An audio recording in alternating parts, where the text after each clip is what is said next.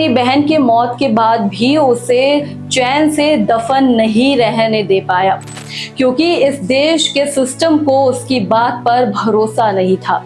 उसे सबूत चाहिए था और उस सबूत के लिए एक भाई को अपनी बहन की कब्र खोदनी पड़ गई।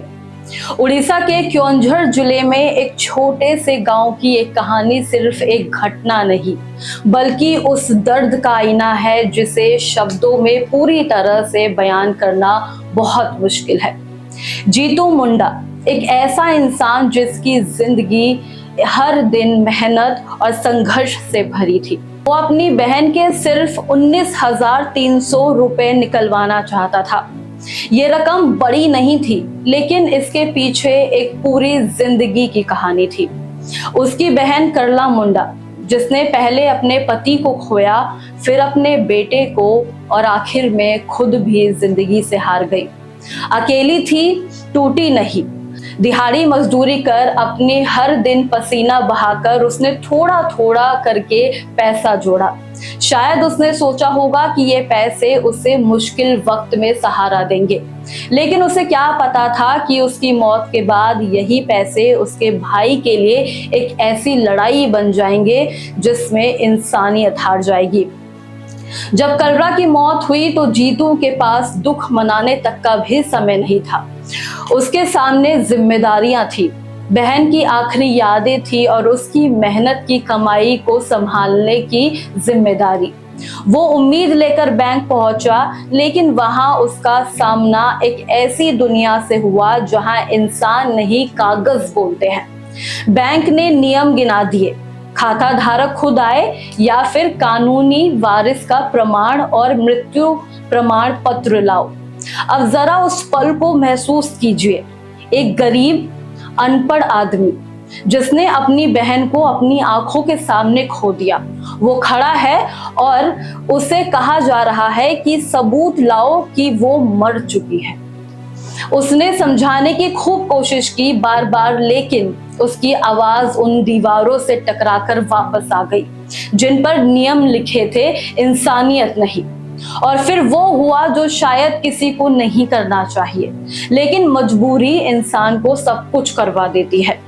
जीतू सीधे शमशान घाट पहुंचे, वही जगह जहां उसने अपनी बहन को आखिरी बार देखा था। वहां की मिट्टी अभी भी उसकी यादों से भरी थी।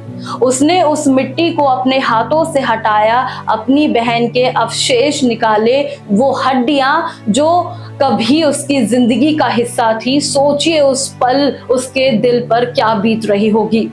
लेकिन उसने अपने आंसू नहीं बहाए, क्योंकि उसके पास रोने का भी वक्त नहीं था।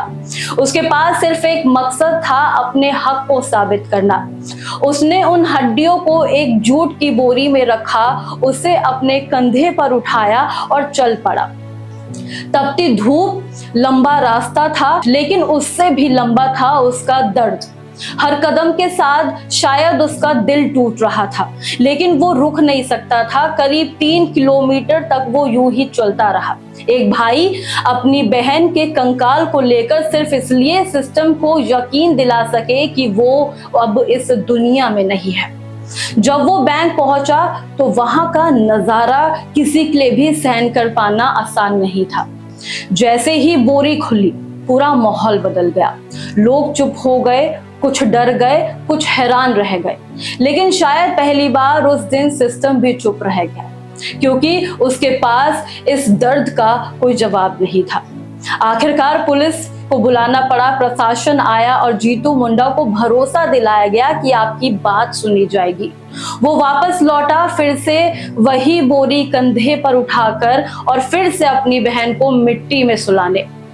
बाद में उसे पैसे तो मिल गए, मदद भी मिली, कागज भी बन गए, लेकिन क्या सच में उसको न्याय मिला है?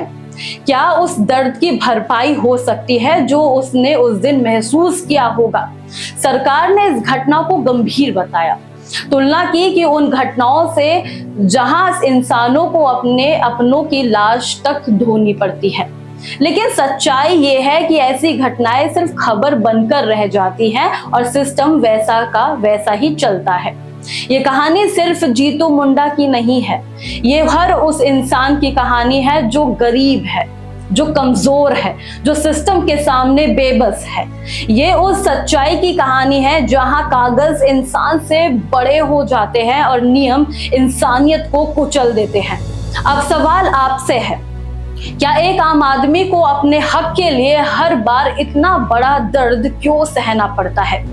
या फिर कभी ऐसा दिन भी आएगा जब सिस्टम से इंसानियत भी उतनी ही जरूरी होगी जितनी प्रक्रिया?